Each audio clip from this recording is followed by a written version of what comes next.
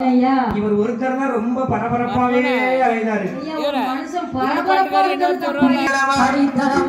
எறும்பு ஏறாத மண்டபமா? எறும்பு ஏறாத மண்டபமா? என்னமா எறும்பு ஏறாத மண்டபம்னா என்ன? அந்த மண்டபத்து மேல, அதாவது எறும்பால கூட மேல ஏற முடியாது. அப்படி இருக்கு. பல பல பல பல